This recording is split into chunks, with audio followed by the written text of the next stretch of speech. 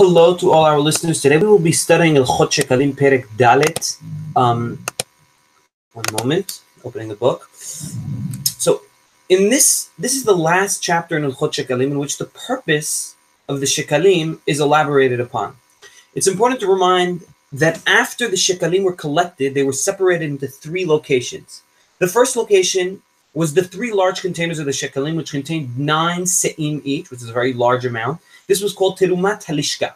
From this spot in the temple, the coins were brought out 3 times a year to an additional location, which was the 3 small containers of 3 se'im each, which were designated for the immediate use of the temple's needs. And we will see what the uses were in this chapter. The final location of the Shekalim was what is called Sheyarei HaShekalim, the leftovers of the Shekalim. This would be the place in which were put the Shekalim that did not fit into 3 large containers of Terumat Halishka. So we have those 3 places, and that's important for understanding our chapter, which is going to explain what was done with the money and what the money went, and for what purpose each pot of money went to, or the different areas where the money was stored went to. So, Halacha Aleph. Terumat Halishka. One moment. Yes. Terumat Halishka ma ya'aseh baha. So the Terumat Halishka, the 3 large pots, what do you do with them? Look at the 3 large pots that go to the smaller 3 pots, containers of money. Ma ya'aseh baha. What do we do with it? לוקחים ממנה תמידים של כל יום, והם מוספים לכל הקורבנות הסיבור ונזקיהם והמלח שמולחים בכל הקורבנות. So we take for it the temidim of every day. There were daily korbanot, and the musafin and the extra korbanot on the special days like holidays, and all of the public korbanot and their nisachim. Niskehem are wine and oil, that as well as solet. Solet is a thick type of flour that would go on in addition to these, to some public korbanot and some other korbanot like olot, etc. והמלח שמולחים בכל הקורבנות, and the salt that they would salt the korbanot with. וכן העצים אם לא הביאו עצים ולא מצאו אלא בדמים. Also the trees, the wood that they would use for the mizbeach to burn upon the mizbeach, if they couldn't find wood and there was only wood that was for offer was for sale. והקטורת וזכר עושיה, and the ketoret was a special incense that they would put on the golden mizbeach every day, the mizbeach that was inside the inner temple, and the money for the artisans that would make the ketoret, because it was a special, the ketoret was a special incense that had to be made by special people, by certain artisans who would know how to make it in its correct manner. Also there was bread inside the inner part of the temple, the Kodesh, called lechem apanim, which would be switched every week. So this also they would be paid from Terumat Halishka. And the omer, which would be a special korban that would be brought on the 16th day of Nisan after Pesach, the 16th day of Nisan right after Pesach. And shetei halechem are 2 special korbanot that would be 2 loaves of bread that would be brought right after Shavuot. Ufara aduma, the red cow. Us'ira mishtalech, the se'ira mishtalech is the goat that they would throw on Yom Kippur. Velashon shel hazehorit shekosherim ben kernav, and the red-colored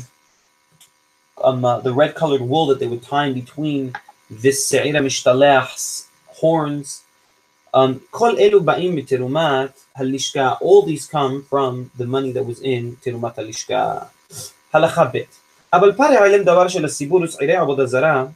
However, the korbanot, we said all the public korbanot come from Terumat Halishka. However, there are a few public korbanot that do not. One of them being pare alem davar shel hasibur, when the entire Sanhedrin, when the entire court of Am Yisrael makes a mistake, makes a judiciary mistake, in which they allow something that should have been disallowed by law, and they allow something that is punishable for karet, so they have to bring a special karet or sekila. They have to bring a special korban for their mistake, as well as se'ira avodah zarah. Also, when the bedin, when the Sanhedrin makes a mistake by allowing avodah zarah which shouldn't have been allowed, also they have to bring a special korban. It's 12 korbanot that are brought, each one for each shevet. So it's a public korban. It's a highly public korban. But nevertheless, at first, you take a special, in order to bring these korbanot, they take a special magbit. They collect a special extra money from the nation, to bring these korbanot, because it's such a serious thing. They want the whole nation to notice that a serious transgression has been made by mistake. פרוחות של ההיכל תחת בניין עשויות, ואינן באים בתרומות הלשכה אלא מקודשי בדק הבית. פרוחות של ההיכל, the curtains of the innermost sanctuary, they're instead of an actual wall, and therefore they come out of the money set aside for upkeeping the Bet HaMikdash itself, in other words, the building of Bet HaMikdash. אבל פרוחות של השערים באים מתרומת הלשכה. However, they would have parochot, they would have special curtains that would cover, they would cover the, they would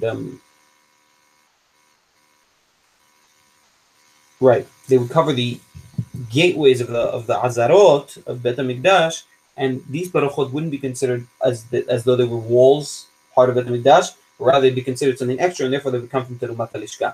המנורה הוא כלי שרת, מצוותן שיבואו ממותר הנסכים. So the menorah and kele sharet and any other,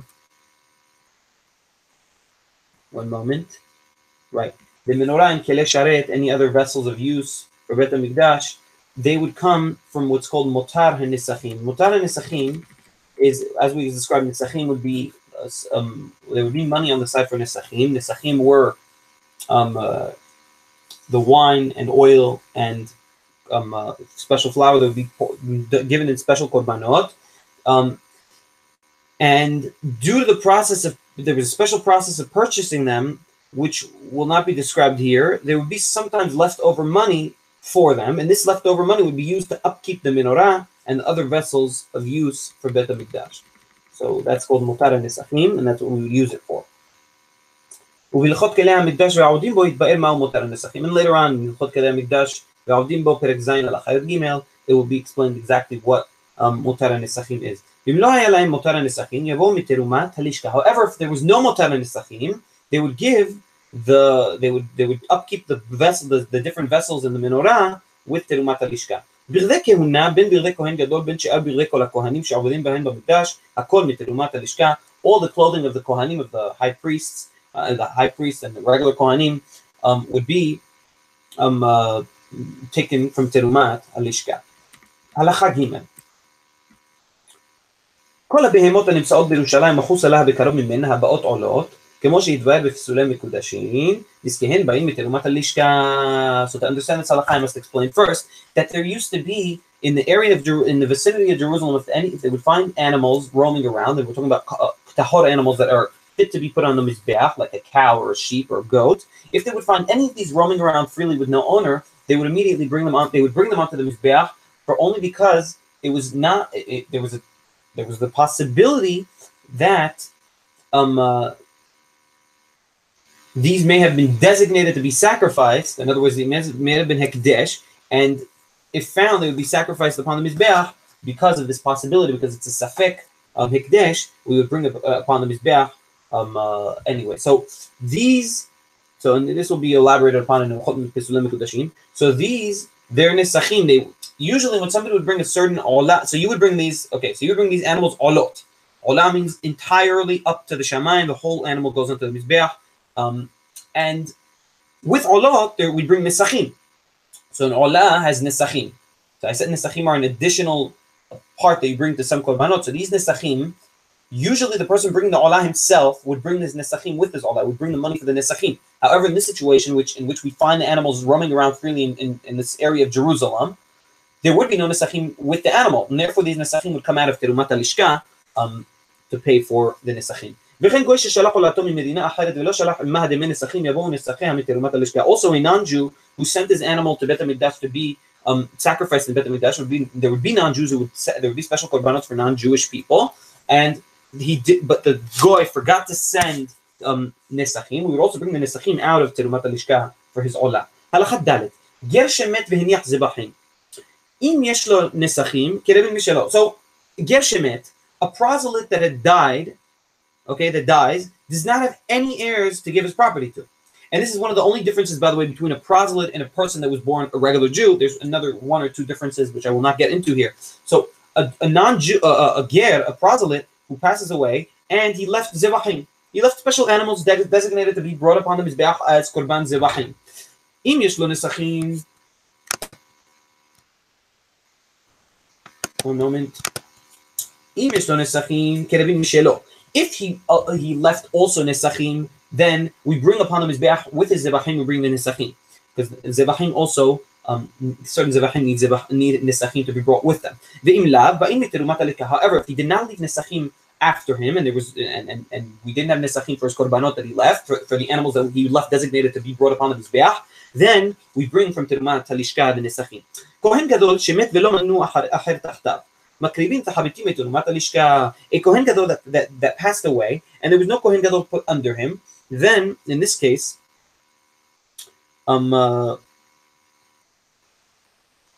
we would bring the chavitin, which is a korban that would be brought twice a day by the Kohen, from Terumat HaLishka. Halakha Dalet. Continuation of the halakha we're in, which is halakha Dalet. מבקרי מומין שבירושלים, ותלמידי חכמים מלמדים הלכות שחיטה. So מבקרי מומין שבירושלים are people that would be in Yerushalayim, and their job would be to check that animals to be brought upon the mizbeach do not have mumin, do not have any possible mumim are like all kinds of defects, bodily defects or health defects that would make them hold them invalid for being brought upon the mizbeach. So that would be their job. Also, the Hachamim that would be in charge, the sages that would be in charge of teaching Hilchot Shechita to the Kohanim in Yerushalayim.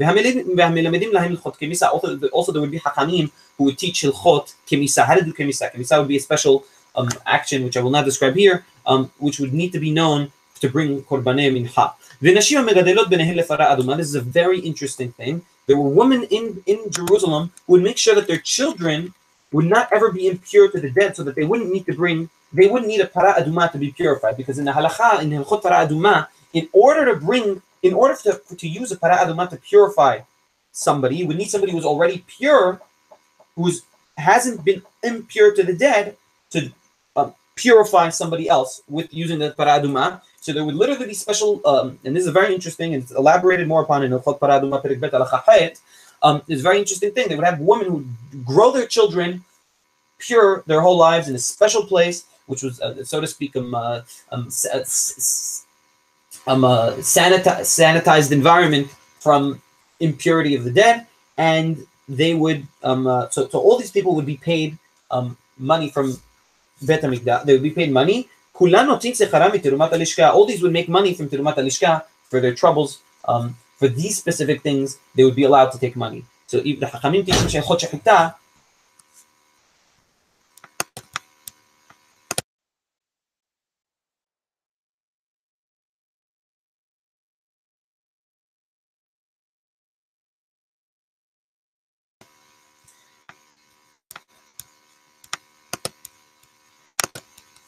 so Mehila, I got cut off there. So the Hachamim that would be in charge of the teaching of Hilchot Shechita and all the aforementioned things, well, they would get money, and it would be from Terumat HaLishka.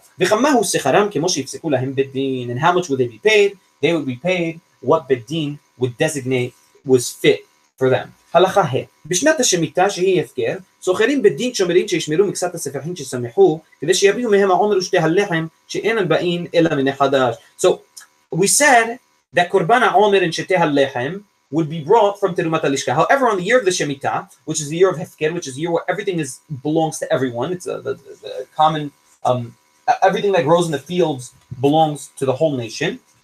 In these years, they wouldn't bring the Korban Shetei HaLechem and HaOmer, which would be the organic Korbanot. They wouldn't bring them from the money of Terumat HaLishka, but rather they would have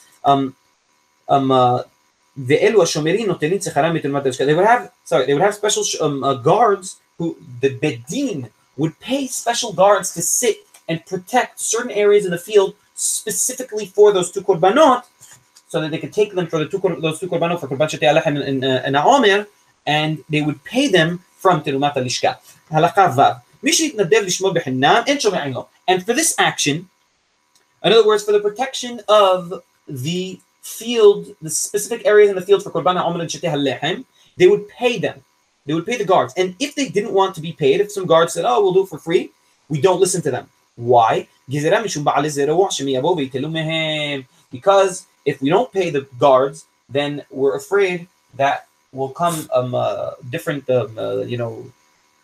aggressive militia and steal from them the areas that were being under guard for Bet HaMikdash. So when we pay them, it gives them more responsibility on what they are guarding, because as we described in the previous chapter, there's a difference between Shomer Hinam, Shomer Sachar, somebody, a paid guard and a non-paid guard. A non-paid guard is much less liable than a paid guard. A paid guard is much more liable for his guarding of whatever he guards. Therefore,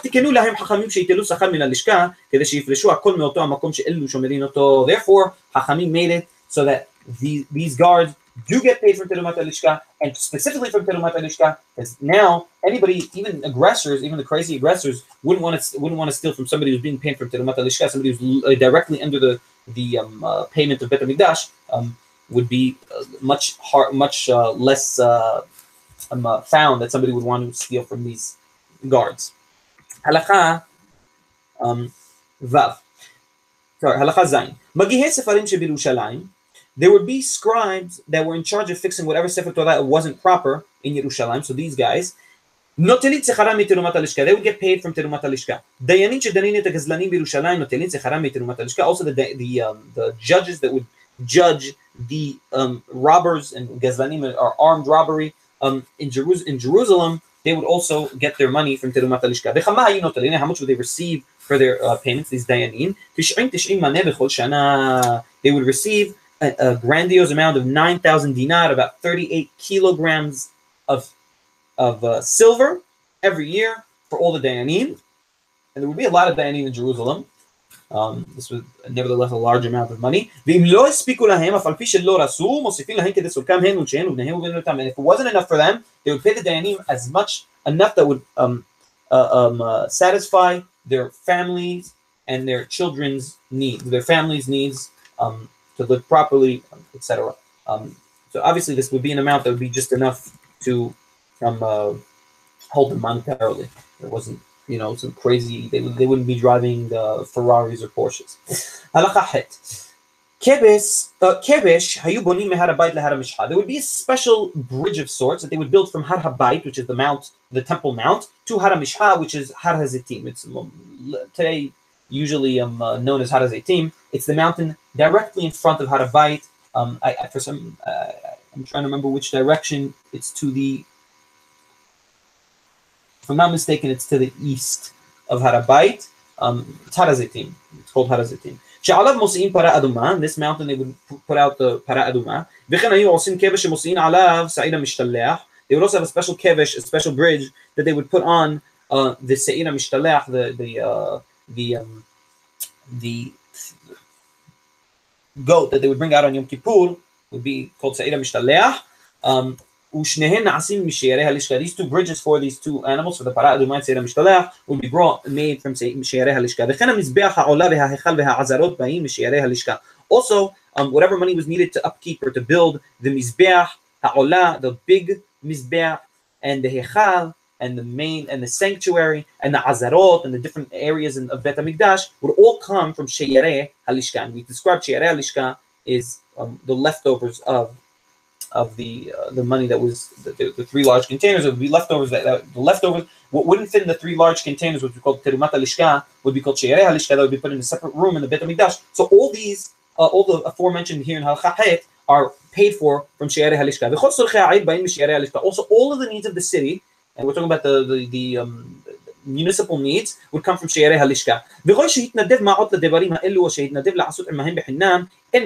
When a non-Jew who wanted to give from himself for these things, to voluntarily give money for these needs, or do the needs himself, work for free, we don't take it from him. But even if he's a ger toshav, even if he's a goy who performs the 7 Noahide laws and lives in Eretz Israel, and this is because it says lo lachem velo libnot bayit Eloheinu shene'emar lo. It's not because it says, that's the halacha, and as it says in the pasuk, לא לכם ולא לנו לבנות בית לנו. In the book of Ezra, Ezra HaSofer tells the Goyim, not for you,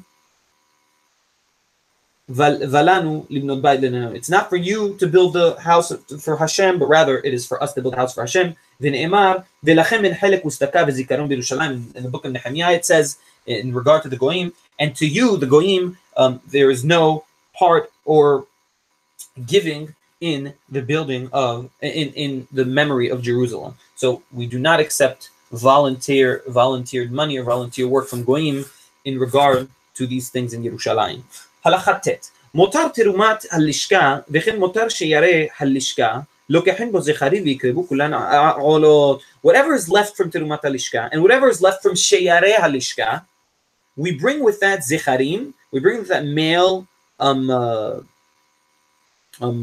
korbanot, male cows, and we bring with them olot. I'm almost sure it's cows and maybe sheep. I'm not 100% sure. שתנאי בדין הוא על כל המותרות שיקרבו עולת בהמה, אם לא עולת, אבל לא עולת העוף שאין בקורבנות הסיבור עוף. Right, so cattle, cows or sheep, we bring from whatever money is left from Terumat HaLishka or Sheyarei HaLishka at the end of the year, in other words, at the beginning of the month of Nisan, we bring them korbanot olot of cattle and not of birds and not of off, because we do not bring public korbanot as often. These are considered public korbanot because it's money from the entire nation. And these olot that are brought from what is the leftover money at the end of the year of the Shekalim are called kais hamizbeach. And this is a very interesting term. In my humble opinion, the word kais here is like kiss, which means end, because these korbanot were brought from the end of the money. And by the way, the season of the year, summer, is called kais in modern Hebrew and in some or older sources as well. And the reason is because it's the end of the year, the end of the the end of the year in regard to kingship and kingdoms. That would be the end of the year. One of the Rosh Hashanim, one of the beginnings of the year would be Tishri, the month of Tishri, Rosh Hashanah. This Rosh Hashanah, so Kais, summer, would be the last season before Rosh Hashanah. That's just on a side note. So Kais LaMizbeach here seems to mean Kes LaMizbeach, the end of the Mizbeach, the last korbanot brought from this year's money. הלכה יוד. שקלים שלא הספיקו להם לכל קורבנות הציבור, מוציאים את הראוי להם מקודשי בדק הבית. So money, if there was not enough money for all the public korbanot, we would pay for the public korbanot from kodshei bedek habayit, and kodshei bedek habayit are it's money that was put aside, set aside for the upkeep of Bet HaMikdash, the building of Bet HaMikdash. So if there was not enough money left from the Shekalim and the Terumat HaLishka for korbanot, for public korbanot, then they would take from kodshei bedek habayit. However, אבל אין בדק הבית מוציא את הראוי לו מקודשי המזבח. However, בדק הבית cannot take, if the money of בדק הבית was finished, we cannot take from the money for קודשי המזבח, the money from תרומת הלשכה. הלכה י"א, מי שיגיע ראש חודש ניסן אין מקריבים מקורבנות הציבור אלא מתרומה חדשה. So here in the next two, the last two halachot here, we're talking about the obligation to once the month of Nisan comes in, in other words, once the first day of Nisan comes in, there's an obligation that all the korbanot tzibur, all the public korbanot that go upon the mizbeach, will be bought from the new teruma of the year that was collected in this year, and not the previous year's new teruma. In other words, the teruma that was collected in the month of Adar previously, in the month of Adar that year, is what they would use starting the month of Nisan, and they would not use the last year's teruma, the last year's shekalim. So משיגיע ראש חודש ניסן הם מקריבים קורבנות הציבור אלא מתרומה חדשה.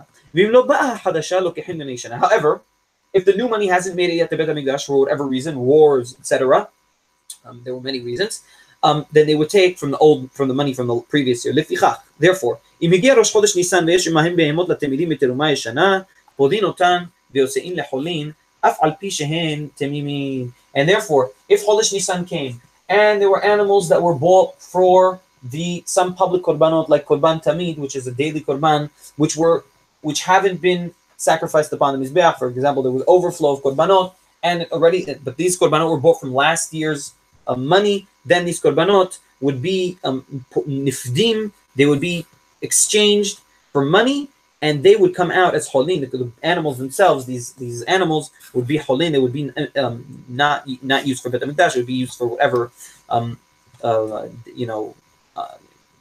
regular daily use. Even though nothing has happened to them, and usually an animal, once it has been designated for Bet HaMikdash, it cannot be undesignated for Bet HaMikdash unless a physical some physical impairment happens to the animal. However, here in this specific case, because we need to bring the korbanot temidin, which are special public korbanot, from the New Year's money, when Chodesh Nisan enters, there's a special exception in this specific case. And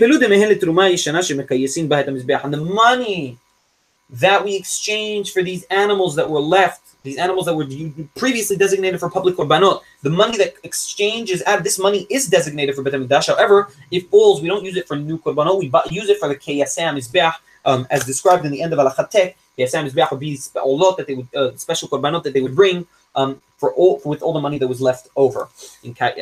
Yes.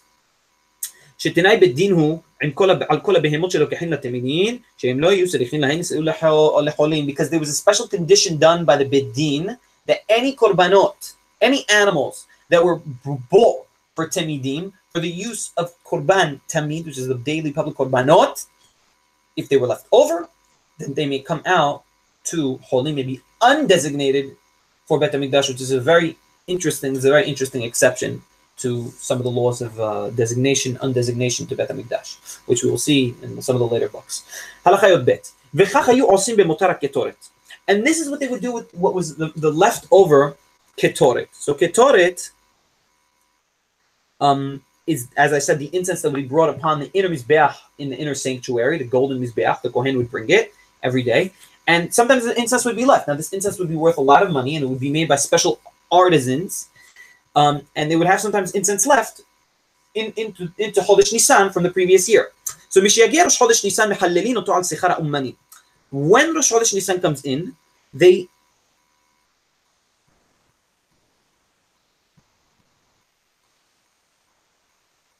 so they would take the money that would be designated to pay the artisans for the ketoret, and they would exchange that money for the incense, and then the incense would become already undesignated for Bet HaMikdash, and that money would be designated for Bet HaMikdash. For whatever leftover money for the artisans, of course. We're not talking about the artisans would get paid fully, of course. And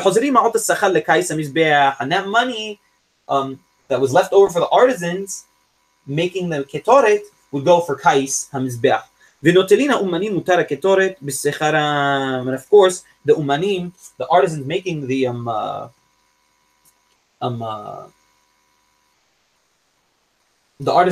ketoret, if they wanted to take some of the ketoret for themselves, they would have to pay for it themselves. No. So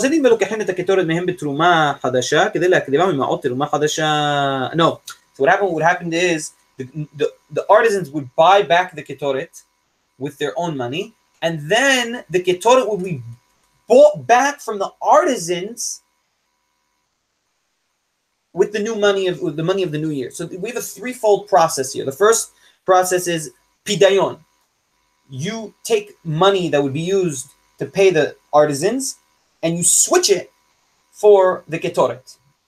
Okay, now the ketoret becomes undesignated for Bet HaMikdash. Now the artisans would have to buy with their money.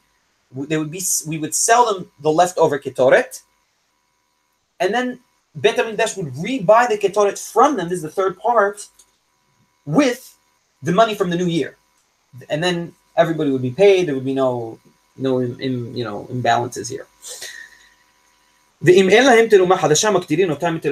However, if there's no new money yet from the new year, then the ketoret is brought from the money of the previous year. And here, with this, we finished Hilchot Shekalim. Baruch Adonai le'olam. Amen ve'amen. B'mira b'yamenu. May we reinstate, Bezrat Hashem, the laws of Shekalim in Bet HaMikdash. May we see it in our days. Amen.